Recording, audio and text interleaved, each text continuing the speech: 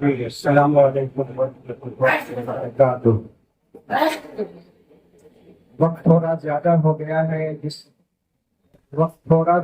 गया है इसलिए हमें वक्त थोड़ा ही लेना है। आप हजरत बहुत देर से गालबन बैठे हुए हैं। आज ये मजलिस बुलाई गई है और ये प्रेस कॉन्फ्रेंस नहीं बल्कि प्रेस रिलीज है। रिलीज और कॉन्फ्रेंस में आप हजरात फर्क समझते हैं। और हम यहाँ पर बैठे हुए मंच पे सारे लोगों, जितने भी हमारे उलमाए कराम हैं, उनका मैं बहुत शुक्रगुजार हूँ।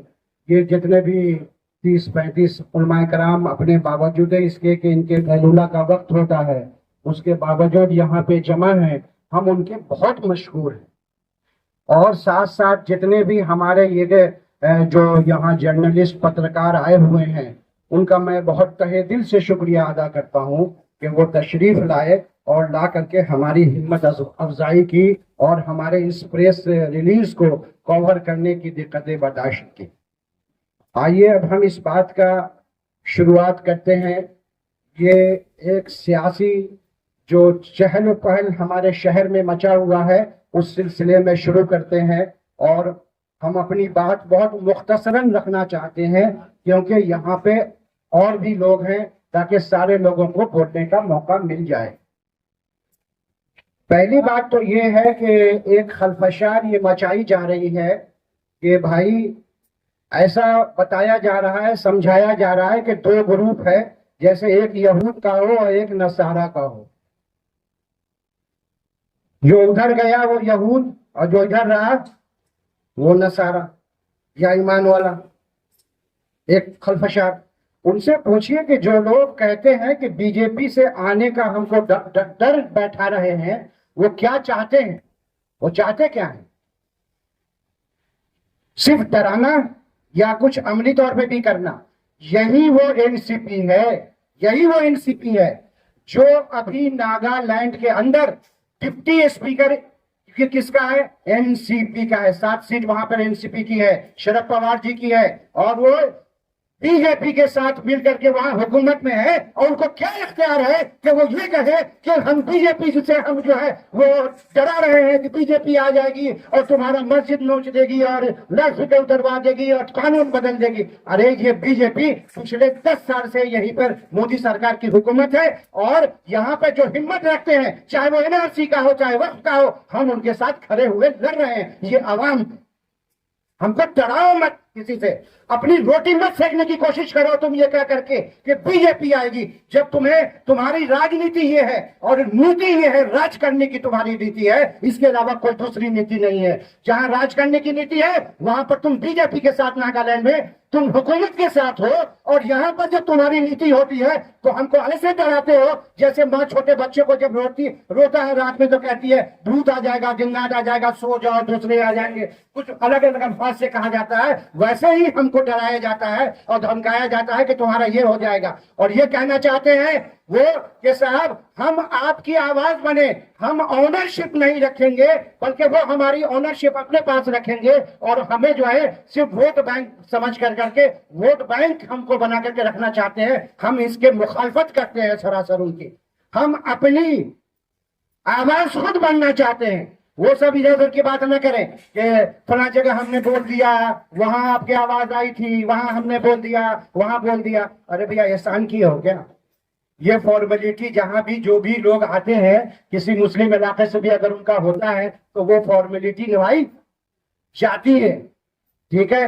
लेकिन कुछ अगर ऐसे होते हैं जहां पर मुसलमानों के वोट से नहीं आए, लेकिन उसके बावजूद जब मुसलमानों का हिमायत करते हैं तो उसको काउंट किया जाता है, लेकिन जब आप यहीं से आए हैं और आपका बोलना और आपका आगे बढ़ना 2-4 अल्फाज कह देना, वो उसे एक फॉर्मेलिटी हम मानते हैं।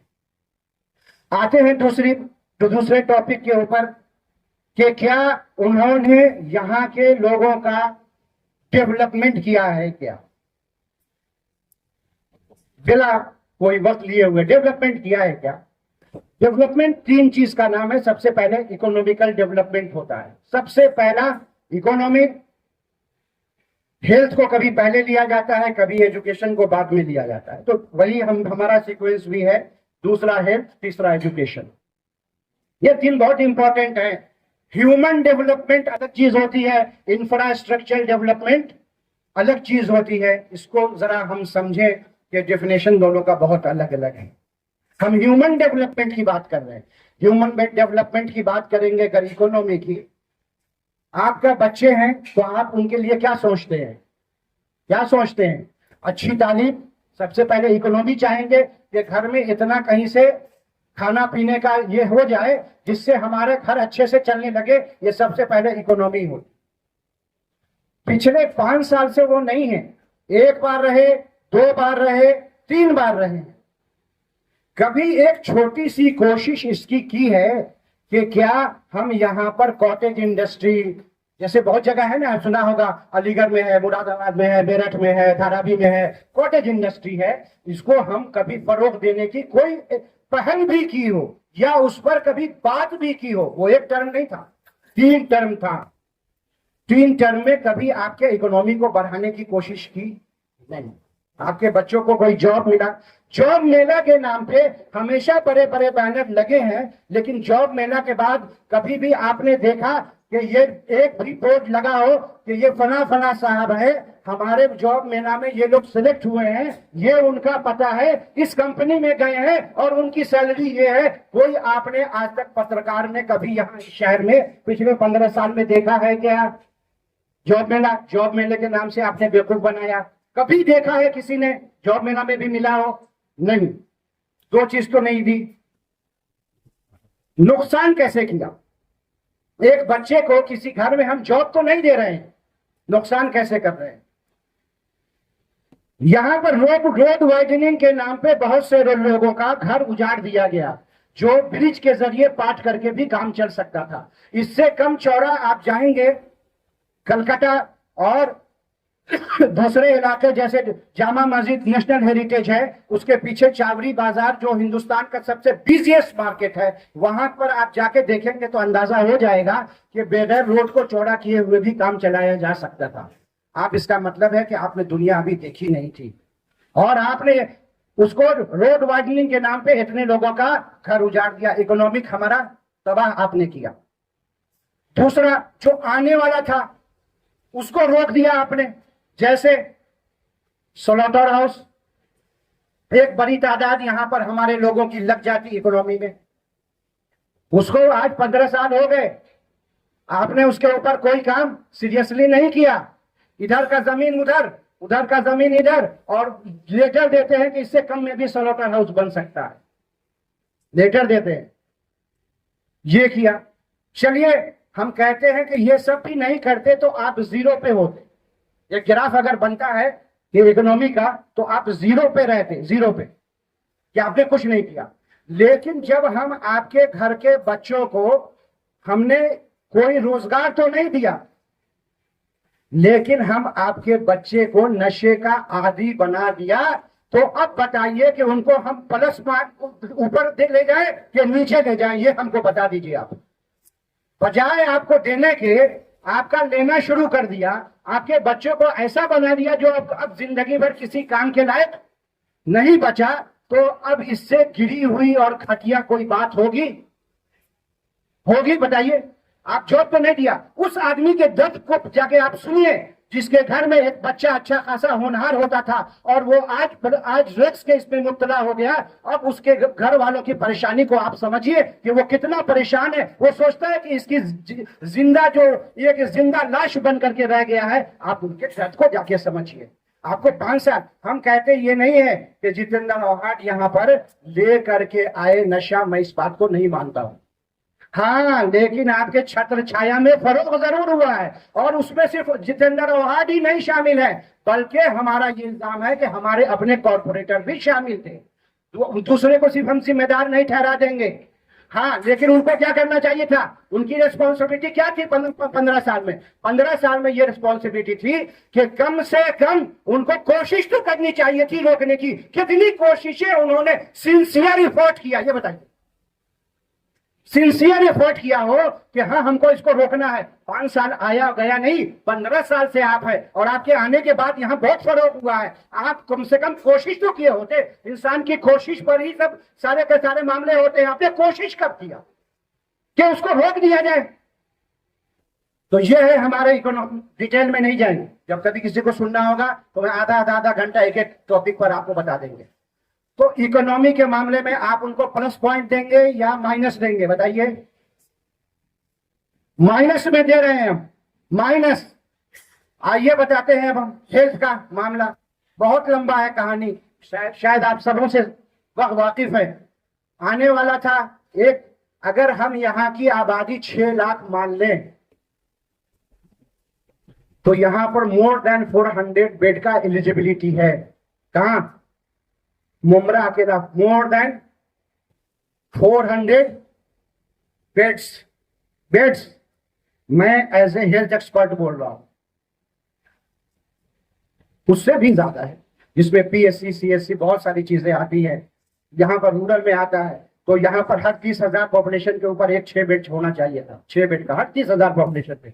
आपको पूरा कहानी मालूम है कि एक हॉस्पिटल कैसा बनना था और फिर उसको घटा के कैसे किया गया, और यहाँ पे 50 बेड पे करने के बाद ये गवर्नमेंट म्यूनिसिपैलिटी नहीं चलाएगी बल्कि पब्लिक प्राइवेट पार्टनरशिप के तहत ये आपको चलेगा। और आइंदा ये जो हॉस्पिटल है सिर्फ उन लोगों का यानी यहाँ पे इलाज होगा जो इसकी जो डिजीज यानी के स्कीम के तहत आती है। हर बीमारी का इलाज यहाँ पे नहीं होगा। फिर उसकी बड़ी कहानी है कि ये स्कैम कैसे चलेगा, वो बहुत कहानी, उसमें हम नहीं जाएंगे।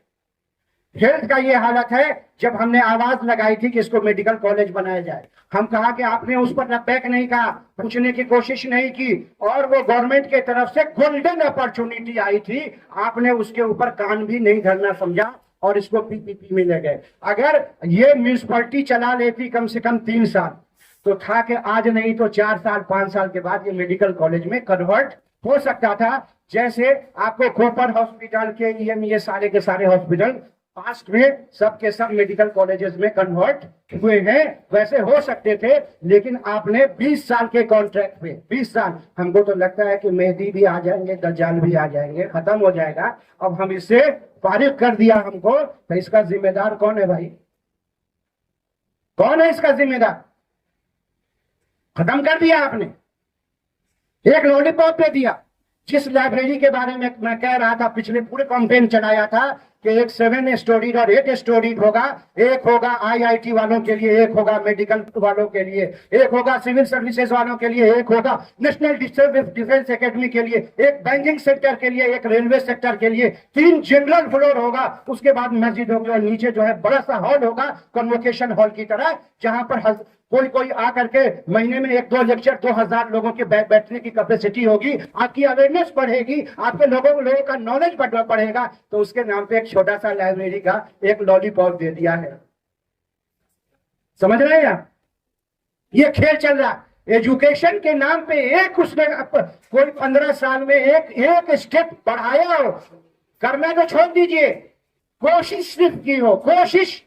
हम उनके होने ना होने पर नहीं कह रहे हैं, एक छोटी कोशिश आप लोग वो किसी डिबेट में आ जाएं, बैठे कहें कि ये मैंने कोशिश की थी एजुकेशन के लिए, ये कोशिश की थी हमने इसके लिए, हेल्थ के लिए, ये कोशिश की हमने कॉटेज इंडस्ट्री के लिए। आपको बिल्कुल नहीं मिलेगा, उसने नजरअंदाज किया है उस शख्स ने।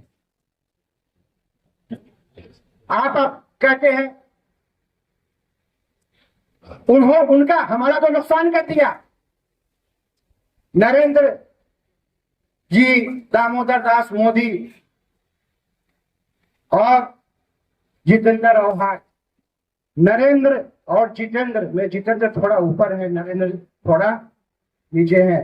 दोनों के 8 वर्ड्स है, दोनों के 8 वर्ड्स है।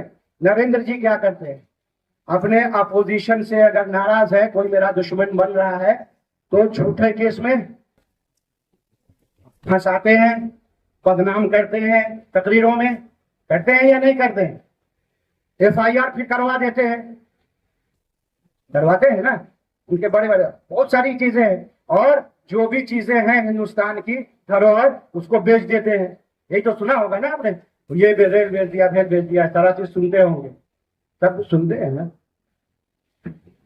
तो अगर ये बन जाते ना तो ये नरेंद्र के भी ऊपर होते, अल्फाबेटिकली तो ऊपर है ही जितेंद्र, ये उनसे भी ऊपर होते। इन्होंने क्या किया, यहाँ के अपोजिशन को, मैं जब खड़ा हुआ मेरे ऊपर झूठे 3 इल्जाम लगाए, उनको मैसेज पहुंचा दीजिए कि कल ही वो जगह पहुंच जाए जहां पर मुझे बिजली चोरी का और हमारे ऊपर नौकरानी को पैसा न देने का 3-3, 4-4 महीने झूठे इल्जाम लगाए थे, वो आकर के साबित करे, आवाम के सामने कहे कि हाँ ये आदमी चोरी किया था।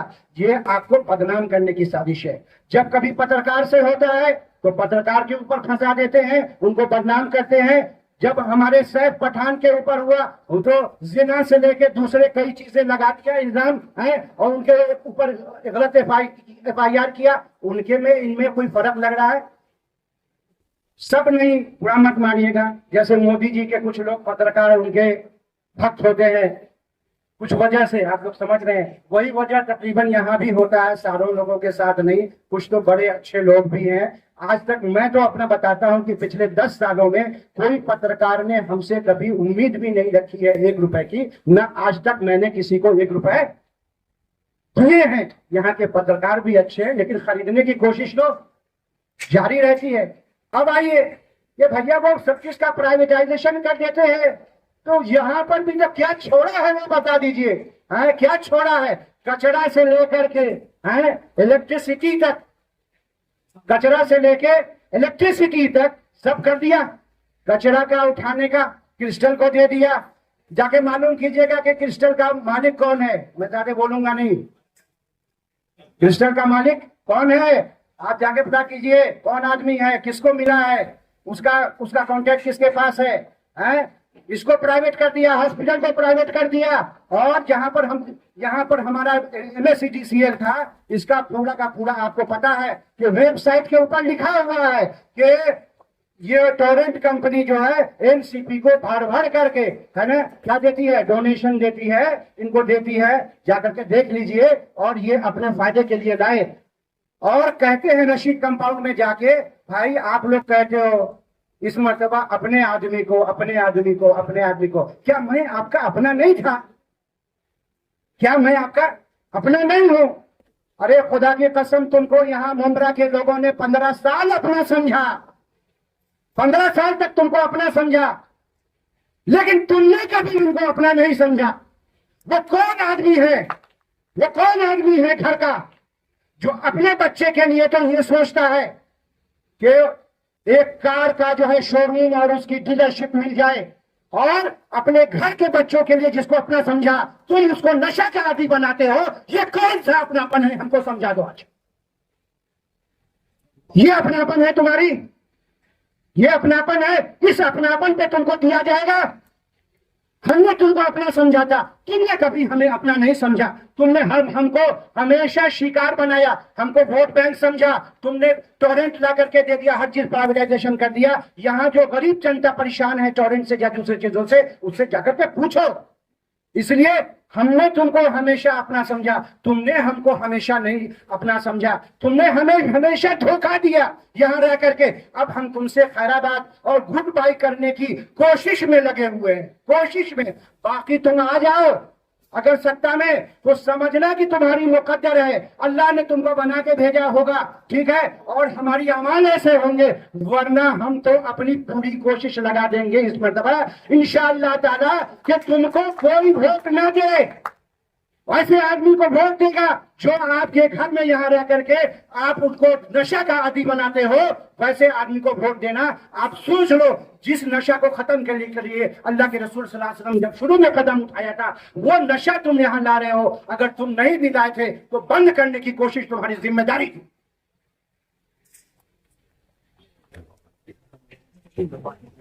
बात करने के लिए मेरे पास बहुत कुछ है। इतना ही नहीं है, आप अपने घर के बच्चियों का सौदा करेंगे। मुझे बहुत दिनों से पता चलता था मुझे बहुत से 25-10 साल में लोगों ने कहा, बना कॉर्पोरेटर, जब कुछ औरतें जाती हैं बेचारी मजबूर होकर के किसी वजह से आपसे हेल्प लेने के लिए, फिर उनका एक्सप्लॉयटेशन होता है। ये मैं बहुत दिन से सुनता था। लेकिन आज से 2 दिन पहले एक साहब ने कहा कि ऐसी सी बात है, एक लड़की का ये है मसला है। वो कहती है, बहुत से लोगों का, 2-3 लोगों का नाम बताया, वो है। बहरहाल एक लड़की ने मुझसे डायरेक्ट बात हुई, मुझसे सीधा फोन पे बात हुई। उसने कहा, उनसे ही जरिए उनके फोन पे हुआ, और कहा कि हजरत ये समझ लीजिए कि मैं ऐसे ऐसे जाती थी फला जगह, और ये लोग कांटेक्ट में आए, और ये लोगों ने फिर मुझे यहाँ पर बुलाने और इन सब चीजों की कोशिश की, और मैंने कहा कि मैं ऐसी वैसी लड़की नहीं हूँ, और जिस तरीके से मैं हूँ बहुत सारे लोग और भी लड़कियां फंस चुकी हैं, लेकिन मैं किसी पर इल्जाम लगाने वाला नहीं हूँ जब तक उसका कोई हमारे पास पक्का सबूत ना हो। लेकिन ऐसी खबरें आ रही हैं, हम ऐसे लोगों को देना चाहते हैं। हम अपनी बात खत्म कर रहे हैं, क्योंकि बहुत सारे लोगों को अपने अपने जज्बात को रखने का पूरा हक है, और हमने आपको एजुकेशन, आपको हेल्थ, इकोनॉमी बता दिया कि अपने बेटे के साथ अपनी बेटी का जब हो तो दूसरे का आप मदद लेकर के, फडणवीस जैसे लोगों का मदद लेकर के आप अपना शोरूम मारुति का खोल लेते हैं। लेकिन जब हमारा वक्त होता है तो हमारा जो आया हुआ माल था, यानी कि जिसको कहते हैं कि स्लॉटर हाउस, उसको रोक दिया और नशे में डाल दिया। ये नहीं चलेगा, नहीं चलेगा, नहीं चलेगा, अब नहीं तो कभी नहीं। आए मुमरा के लोगों, तुम आदी हो गए हो घड़ी पर निशान लगाने के। जब घड़ी ने हमारी घड़ी नहीं बदली, हमने आदमी बदल दिया, यानी वक्त घड़ी नहीं बदली, यानी हमारा वक्त नहीं, अच्छे दिन नहीं आए हमारे, हमने वो आदमी बदल दिया है।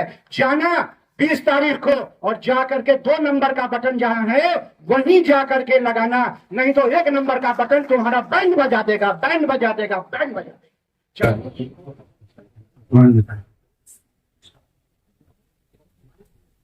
दोस्तों,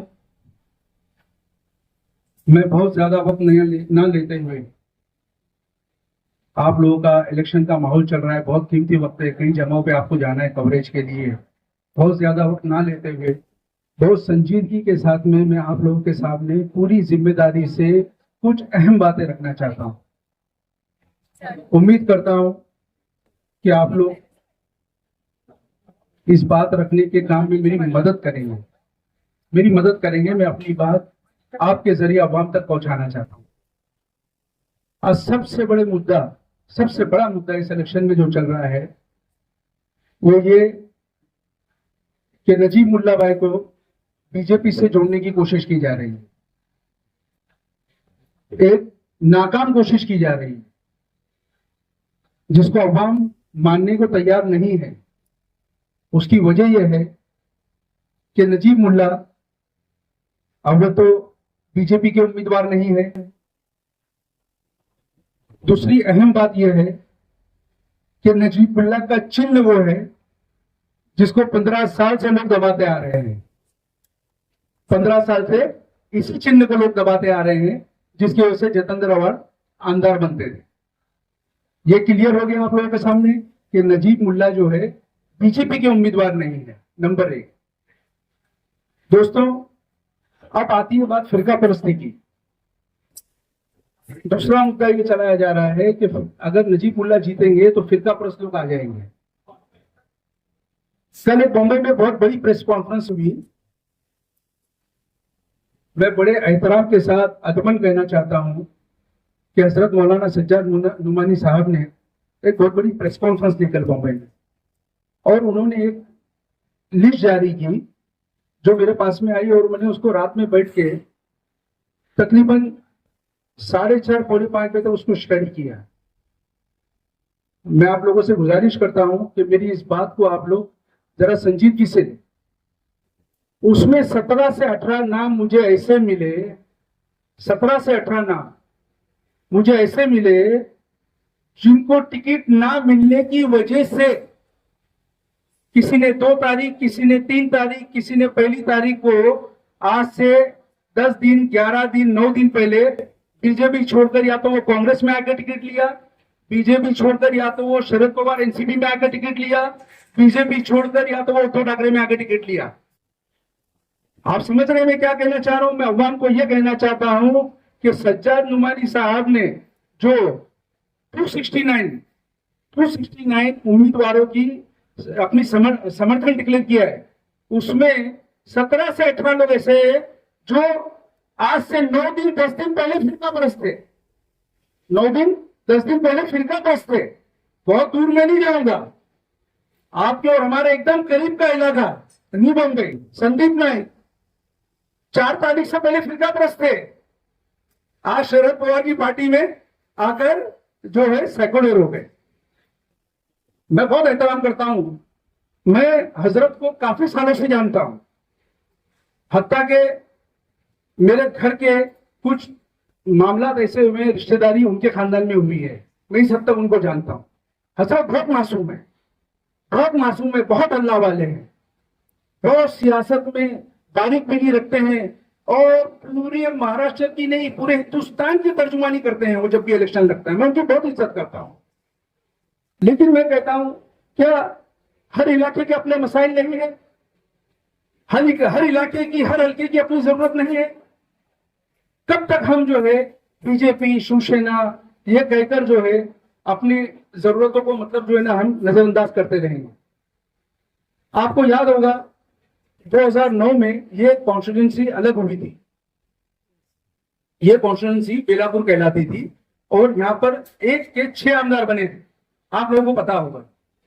पहला इलेक्शन यहां पर अशरफ मुल्लानी ने फेस किया, क्या कहकर उसे रोका गया? मैं आपको याद दिलाना चाहता हूं, यह कहकर रोका गया वोट देने से लोगों को कि ये बीजेपी की बी टीम है,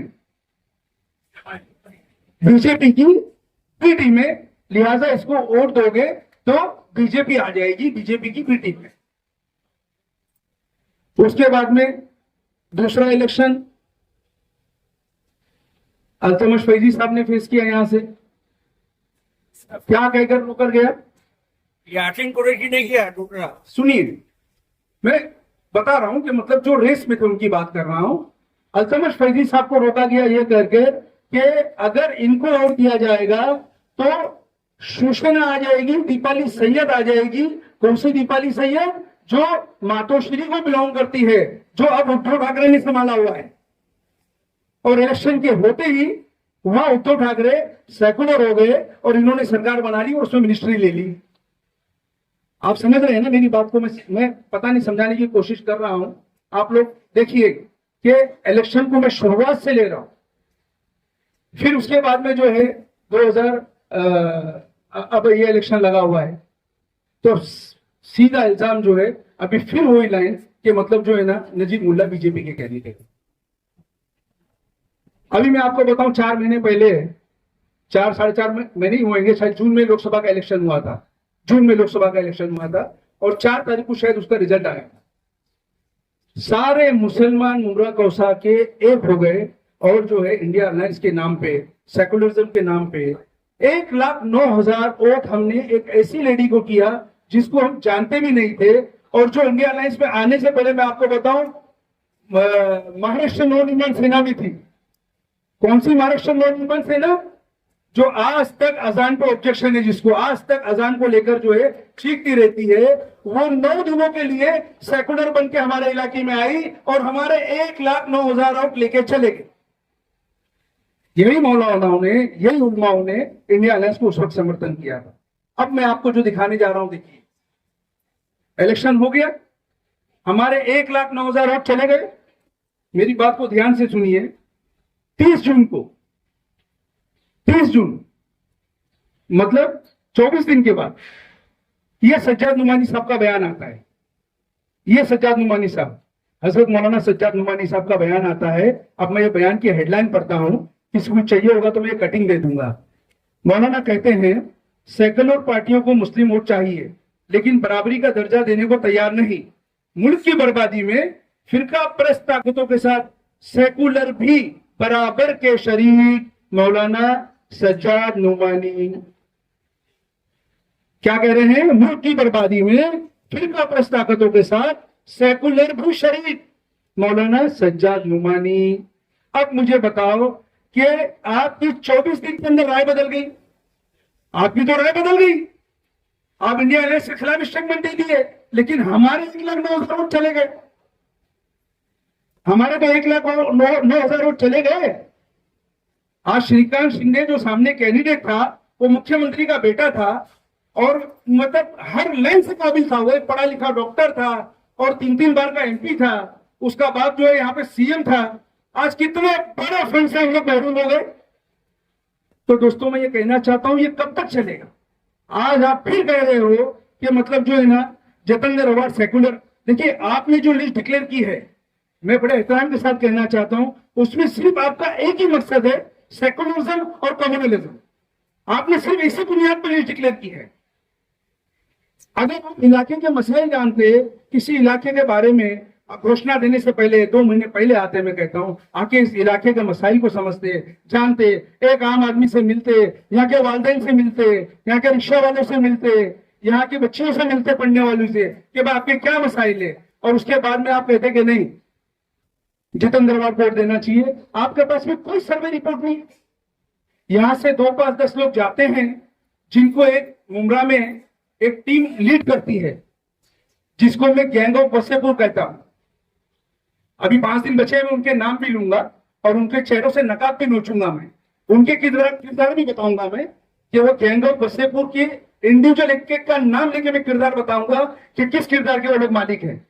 वो लोग जो है वो 10-12 उलमा को लीड करते हैं, और वो 10-12 उलमा जाते हैं, चूंकि मौलाना मासूम है, हजरत हमारे मासूम है, उनको जो है वो बताते हैं कि भाई जितेंद्र अवार्ड जो है माशाल्लाह ऐसे है, जितेंद्र अवार्ड वैसे है, और आप ऐलान कर देते हो। हजरत आपकी राय जो है फिर 20 दिन बाद बदल जाएगी, और फिर उसके बाद में शरत हुआ बीजेपी के साथ हो जाएंगे, तो फिर हमारे वोट जाया हो जाएंगे ना हजरत। होंगे नहीं होंगे बताइए? तो कब तक हम लोग ये बीजेपी, ये शिवसेना, ये बी टीम, ये सी टीम, ए टीम, मतलब ये एबीसीडी पढ़ाता रहेगा हमारे को, और इक्तदार में रहेगा, और मसाइल झुके दूर रहेंगे? तो इससे हमको निकलना पड़ेगा। जबकि मैं आपको कहता हूं कि एक बहुत बड़ी मुखलिस टीम उलमाओं की इससे परे है, इससे दूर है। ये चुनिंदा लोग है, ये चुनिंदा 10-12 लोग है जो इस तरह का काम करते हैं। बाकी आप देख सकते हो कि इस वक्त मंच में अल्हम्दुलिल्लाह नजीब मुल्ला के साथ में कितने उलमा और कितने आयमा कराम बैठे हुए हैं यहाँ पे, और पीछे भी बैठे हुए, और कई लोग हैं जो फर्दन हमसे मिलकर कहते हैं कि आप जो है बिल्कुल नसीर का फिक्र ना करें। मैं भी आज जो है 41 साल से शहर में रहता हूं, 41 ईयर से मैं शहर में रहता हूं, और जो है मेरे भी ताल्लुकात है, मेरी भी बातें हो रही है। नसीर भाई, हम सारी सियासत समझ रहे हैं यहाँ पे क्या हो रहा है। आप बिल्कुल फिक्र नहीं करें, होगा वही जो अवाम चाहेगी, हम लोग अवाम के साथ ही है, आप फिक्र बिल्कुल ना करें। दोस्तों मैं आपसे सिर्फ इतनी गुजारिश करता हूं आपके जरिए मुमरा कोसा के लोगों से, कि नजीब मुल्ला एक काबिल, हुनर और जवान लड़का हमको मिला है अल्हम्दुलिल्लाह। ये थाना महानगर पालिका की आवाज है। आप एक बात मेरी, मैं पूरी जिम्मेदारी के साथ कह रहा हूं, और मैं अगर इसमें अगर गलत हूं तो अल्लाह मेरी पकड़ कर ले इस बात पे ही। खाली मैं पूरी जिम्मेदारी के साथ कह रहा हूं, नूरुद्दीन भाई, नजीब मुल्ला थाना महानगर पालिका की एक आवाज है, और अगर हम लोगों ने चाहा, और हम लोगों ने अगर सही तरीके से इनका साथ दे दिया, तो याद रखो ये नजीब मुल्ला महाराष्ट्र की आवाज बनने जा रहा है, महाराष्ट्र की आवाज बनने जा रहा है। और जिस गंगा जमुना तहजीब, और जिस यकजहती की बात, और जिस मतलब जो है अमन अमान की बात हमारे उलमा करते हुए हैं, वो इस कॉन्स्टिट्यूंसी में देखने मिल रहा है। सही मानों में पहली बार एक मुस्लिम कैंडिडेट को पूरा कलमा मिल के वोट देने जा रहा है दोस्तों। और ऐसे में क्या हम चूक जाएंगे? सिर्फ इसलिए कि मतलब जो है ना बीजेपी अलायंस में थी इनकी पार्टी, सिर्फ इसलिए हम इतना बड़ा असासा खो देंगे, सिर्फ इसलिए हम एक इतने टैलेंटेड आदमी को खो देंगे। आप मुझे बताओ कि किस पार्टी के पास में आइडियोलॉजी बची है, मुझे बताइए।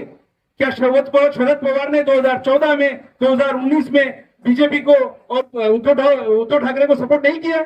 ये फिरका प्रस्त नहीं थे? क्या कांग्रेस के दौर में फसादात नहीं हुए? ऐसा कोई शरई जवाब हमारे पास में है? या उलमा बैठे हुए, मैं पूछना चाहता हूं, ऐसा कोई शरई जवाब हमारे पास में है कि अगर सेकुलर लोग जीत जाएंगे और सेकुलर लोग अगर पार्टी में, अगर हुक्मरानी में आ जाएंगे तो मुसलमान महफूज है? कोई शरई जवाब है कि अगर सेकुलर पार्टी आती तो मुस्लिम महफूज हो जाता है, हमारी मां बहनों को तहफ्फुज मिल जाता है? बताइए मुझे। मैं बीजेपी की तर्जुमानी नहीं कर रहा हूं, बहुत नफरत करता हूं मैं बीजेपी से, मेरी बात नहीं गई है, प्रोग्राम में मेरे लोग चले कटे हैं। मैं बीजेपी की तर्जुमानी नहीं कर रहा हूं, मैं सिर्फ ये कहना चाह रहा हूं कि नजीब बीजेपी का कैंडिडेट नहीं है, नहीं है, नहीं है। और अजीत पवार इस वक्त महाराष्ट्र का सबसे बड़ा सेकुलर पार्टी है, ये मैं दावे के साथ कहता हूं। मुझे आप उससे पूछेंगे तो जब टिकटों का बंटवारा चल रहा था तो हमारे अलमाय कराम और मुस्लिम समाज के दानिश्वर मुस्तकिल स्टेटमेंट दे रहे थे, यही कि किसी ने मुसलमानों को कंसीडर नहीं किया। आज मैं आपको बताना चाहता हूं, कांग्रेस 75 साल से हमारे वोट ले रही है, कांग्रेस 70-75 साल से हमारे वोट ले रही है, और 8 कैंडिडेट को उन्होंने जो है ना कंसीडर किया हुआ है महाराष्ट्र से, 8 मुसलमानों को। उद्धव ठाकरे जिसको हमने भर भर के वोट दिया लास्ट इलेक्शन में, 1,09,000 9 दिन के लिए एक लेडी आती है और हमारे वोट लेके चले जाती है, उन्होंने पूरे महाराष्ट्र में एक मुस्लिम को टिकट दिया है। शरद पवार पूरे महाराष्ट्र में 2 मुसलमानों को टिकट दिया है, और अजीत पवार सिर्फ 60 सीट पे लड़ रहे हैं और 6 मुसलमानों को टिकट दिया है। आप बताओ सेकुलर कौन हुआ? याद रखो दोस्तों, अगर ये 6 में से एक भी कम हुआ तो आने वाले दिनों में मुसलमानों को कोई नहीं पूछेगा। ये बात साबित हो जाएगी कि इनको कितना भी कंसीडर करो, ये इस लायक नहीं है कि इनको कंसीडर किया जाए। ये कुछ ना कुछ इल्जाम लगा के हमारे को फेंक देते हैं पीछे। मैं गुजारिश करता हूं मुंद्रा तोषा की आह्वान से, जब तक हम डरते रहेंगे ना हमको अपना आमदार मिलेगा, ना हमको कोई लोकल आमदार मिलेगा। क्योंकि लोकल आमदार भी आता है तो उस पर बी टीम और सी टीम का इल्जाम लग जाता है, और कोई हमारा भी अपना आया है तो उसे भी इल्जाम लगा रहा है। तो मुझे जो लोग इल्जाम लगा रहे हैं उनसे मैं पूछना चाहता हूं कि भाई आप थोड़ी जिम्मेदारी के साथ कह दीजिए ना कि 23 तारीख के पास शरद पवार जो है बीजेपी में नहीं दिखेंगे। आइए पूरी जिम्मेदारी के साथ कहिए। तो आखिर में मैं सिर्फ इतना ही कह के अपनी बात को खत्म करूंगा कि हमारा मुल्क जो है जरूरतों से जूझ रहा है, चाहे वो पानी की हो, चाहे वो इलेक्ट्रिसिटी का मसला हो, चाहे वो हॉस्पिटल कब्रिस्तान का मसला हो, चाहे वो एजुकेशन ट्रैफिक का मसला हो। मसाइल से जूझ रहा है हमारा शहर, लिहाजा हमको ये ऊंची राजनीति में ना पड़ते हुए अपने मसाइल पे ध्यान दें। एक बहुत अच्छा नजीब मुल्ला की शक्ल में हमको उम्मीदवार मिला है, अल्लाह के वास्ते ये मौका जाया ना करें। और घड़ी का जो बटन जैसा भाई साहब ने बताया कि 15 साल से आप जिसको दबाते आ रहे हैं, उसी बटन को आपको दबाना है और नजीब मुल्ला को महाराष्ट्र की आवाज बनाना है इंशाअल्लाह। सलाम वालेकुम। मुझसे पेशतर सियासी और समाजी आला शऊर रखने वाले दानिशवरान कौम मिल्लत से महाराष्ट्र के इंतखाबात के हवाले से आपने बातें समाप्त की। मेरा ख्याल है कि जितना कहा गया है, अगर इन्हीं बातों को हम बेहतर तरीके से गौर कर लें तो नजीब मुल्ला को समझने के लिए यही बहुत है।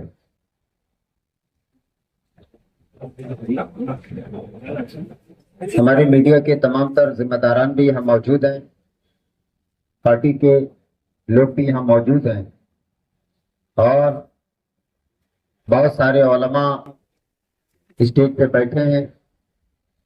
मैं 2 बातें सिर्फ रखना चाहूंगा। अवार्ड साहब आज तकरीबन 15 सालों से आपके इस हल्का असेंबली में लीड कर रहे हैं। एक जुमला भी आया कि रशीद कंपाउंड में आप गए तो आपने लोगों से कहा कि क्या आप मुझे अपना नहीं समझते। सवाल ये नहीं है साहब, आपको अपना न समझते तो 3 टर्म 15 साल आपको हम कुर्सी पे नहीं बैठाते। हाँ, इतना तो हुआ कि 15 साल हमने आपको तो अपना समझा, आपने मुंबरा की आवाम को अपना नहीं समझा। अब हम वो नहीं जो आप समझ रहे हैं। मुसलमानों को कितना ये आंक रहे हैं साहब इतनी आसानी से। इनमें से कोई ज्यादा बोलने वाला हो तो 2 बाथरूम इनके अंडर कर दो, पार्किंग दे दो मुसलमान को। हम पार्किंग और बाथरूम लेने नहीं आए हैं, हम अब लड़ करके हमारे संविधान ने जो हमको हक दिया है वो लेने आए हैं। और अगर आपको वाकई आपका अपना हक चाहिए तो फिर आपकी लीड, आपकी कयादत, आपकी रहबरी और रहनुमाई के लिए आपका अपना ही आदमी चाहिए। जिस तरीके से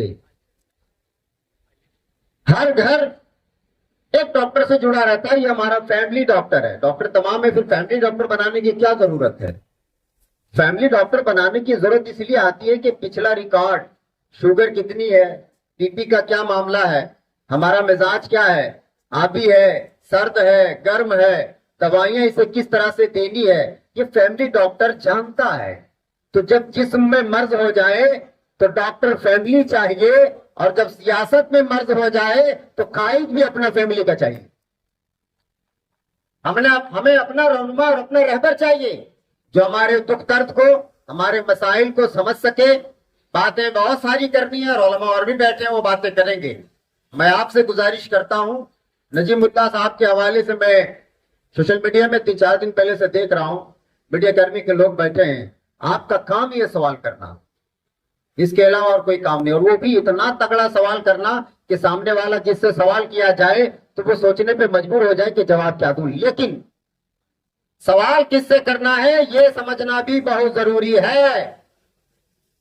साहेब, आपने जिसको कुर्सी पे बिठाया है सवाल उससे होगा, झंडा डंडा ढोने वालों से सवाल नहीं होगा। और आप मुझसे सवाल कर रहे हैं, ये हमारी दरिया बिली है, हम आपका जवाब दे रहे हैं और देते रहेंगे, भागेंगे नहीं।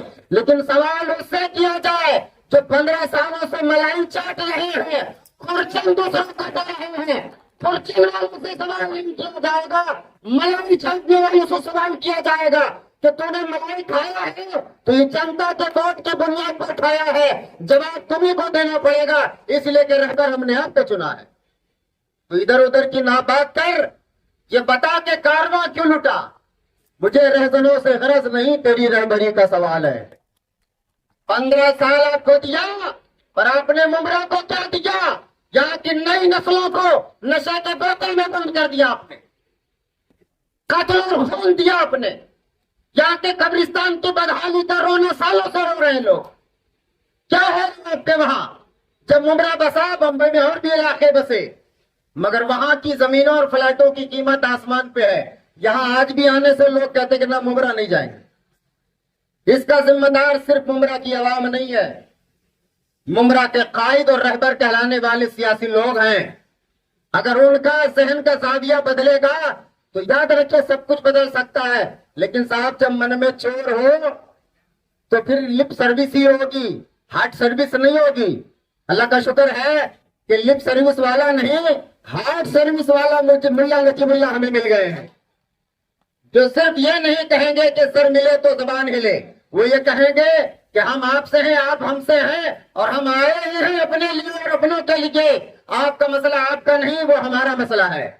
जब बंदा को कुर्सी पे नहीं बैठाए हो, तुम्हारे लिए इतना लड़ रहा है, और जब पावर दोगे तो कितनी लड़ाई करेंगे वो। तो जरूरत इस बात की है कि आप सूझबूझ के साथ, शऊर के साथ आप इस बात पे ध्यान दीजिए, तवज्जो दीजिए, और मत देखिए। मैं तो कहता हूं कि साहब इलेक्शन तो रुपए पैसे का मसला तो पूरे भारत में कुछ छुपा हुआ नहीं है। मैं कहता हूं जो दे रहे हैं उनसे लो, इसलिए कि वो अपने बाप घर का नहीं दे रहे हैं, वो हमारा ही हिस्सा काट के और दबा के जो रखे हुए हैं वो इलेक्शन में निकाल के दे रहे हैं। हम कहते हैं जो तुम्हारा हक है, हक ब हकदार रसीद हो रहा, लेकिन वो उसको देंगे जो कौम की आवाज बनेगा, जिसको देंगे जो मुस्लिमों की आवाज बनेगा, उसको देंगे जो हमारी बेटियों के सरों से आंखें छीना चाहे तो वो ये ना समझे कि फलाने की बेटी है, बल्कि वो रो सड़कों पे आते हुए कहे ये बेटी किसी समाज की हो, ये तो हिंदुस्तानी हमारी बेटी है। तो आज जरूरत इस बात की महसूस करें, वरना फिर आप चाय के पट्टियों में बैठकर आप बड़ी चिकनी चिकनी बातें आप करोगे, लेकिन जब मौका आपका है बदलने का तो आप अपना जहन ही नहीं बदलते, तो आपके इलेक्शन में आप क्या बदल पाओगे। इसलिए सबसे पहले यहां अपने आप को सोच कर बदलिए कि देखा हमने 15 साल, आपकी बार मुल्ला नजीबुल्लाह को लाना है। 3 मरतबा का टर्म कोई कम नहीं है। मुमरा को बदलने के लिए मैं समझता हूं 3 साल बहुत है, 3 साल बहुत है। और मैं यकीन के साथ कहता हूं, इन उलमा के बयान आपने सुने, मुझे ऐसा महसूस होता है कि इस हल्के में लड़ने वाले और भी लोग आए, लेकिन क्या बात है कि मुल्ला नजीबुल्लाह के खड़ा होने के बाद खलबली क्यों है? इतनी भागम दौड़ी क्यों है? अरे रोज जिनसे मजदूरी करवा रहे हैं उनका रेट बढ़ा दिया। 500 में काम करने वाले 2000 डिमांड बोले वो भी मिलेगा। हमने कहा मुल्ला नजीबुल्लाह आपके जज्बे को सलाम, अभी तुम तो आए नहीं हो कॉलेज में, तुम मैदान में आए हो, तुम गरीबों की मजदूरी बढ़ गई है। जब तुम कुर्सी पर आओगे तो मजा की तस्वीर भी बदलेगी, तकदीर भी बदलेगी। भाई मेरा नाम सैयद अजहर है और मैं यहाँ मुमरा MMLE कॉम्प्लेक्स में रहता हूँ। सबसे पहले मैं आप लोग से एक सवाल करता हूँ कि आपके पास ये जो मोबाइल है और इसमें अगर कुछ खराबी है तो आप इसको बनाने के लिए किसके पास लेके जाएंगे? मोबाइल बनाने वाले के पास या किसी और को दे देंगे? आप ही लोग मुझे पहले बताइए। आप मोबाइल बनाने वाले के पास। तो आज हम कौम व मिल्लत अपने दीन की हिफाजत और तहफ़्फ़ुज़ की बात करते हैं, तो आप अपने शरीयत पे, आपके दीन पे, अपने दीन के मामलात को किसके पास लेके जाएंगे? उसके पास जो आपके दीन पे यकीन रखता है, ईमान रखता है, उसके पास, या किसी और के हाथ में दे देंगे? आप मुझे पहले इतनी सी बात पहले बता दीजिए। आप एक छोटा सा मोबाइल की जिम्मेदारी जिसकी जानकारी वो नहीं रखता है, आप उसके हाथ में नहीं दे सकते हैं, तो आप अपने कौम मिल्लत की जिम्मेदारी किसी गैर के हाथ में कैसे दे सकते हैं जिस पर उसके यकीन नहीं होगी? मैं ये नहीं कहता हूं कि वो नहीं कर सकते, कर सकते, हो सकता है हमसे बेहतर कर सकते हैं, लेकिन उसको सदके दिल और शिद्दत से करने के लिए उस पर यकीन और ईमान होना बहुत जरूरी है। मैं किसी को ये नहीं कहता हूं, किसी को कम नहीं कहता हूं, लेकिन मैं मेरे दिल की बात कर रहा हूं।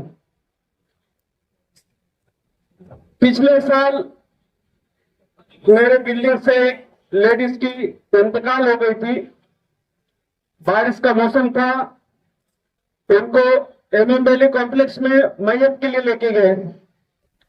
चूंकि मैं मेरी बिल्डिंग का चेयरमैन भी हूं तो मैं वहां पे था। तो हालात ये थे कि कब्र खोदा जा रहा है, पानी निकाला जा रहा है, एक बाल्टी पानी निकाल रहे और भरता जा रहा है, भरता जा रहा है। 2 घंटे हो गए, बारिश हो रही है, लोग खड़े हैं, पानी सूखने का नाम नहीं ले रहा है। लास्ट में हम लोग ने उस मेहनत को जवाब करना पड़ा है। तो हम मुस्लिम मिलत को नहीं रहते हैं और हमारी ये हाल है, इसका जवाब कौन देगा? आज हमारे उलमाए किसी की भी हिमायत करने की बात करते हैं, मैं उनसे एक ही सवाल करता हूं कि पहले आप आते हैं, हमसे हमारे हाल पूछ लेते, फिर आप हिमायत करने की बात करते हैं। आप आइए, हमारे हालों को जानिए और फिर उनको उनके बाद कहिए कि आपको किसके साथ खड़ा रहना है, किसको हिमायत करना है। मैं ना कोई बड़ी बात करूंगा और न ही कोई झूठे वादे करूंगा, लेकिन मैं इतना आप लोग से जरूर कहूंगा कि आपके लिए, आपके किसी मसले के लिए नजीब भाई को बुलाना हो, करना हो, उसकी जिम्मेदारी ये अजहर सैयद लेता है। मैं किसी कौम में मिल्लत और किसी आवाम का वादा नहीं करता हूं। मुझे मेरे भाई नजीबुल्लाह पे यकीन है और मैं इस बात को आप लोगों के सामने रखता हूं और आप लोग से इजाजत चाहता हूं। अल्लाह हाफ़िज़।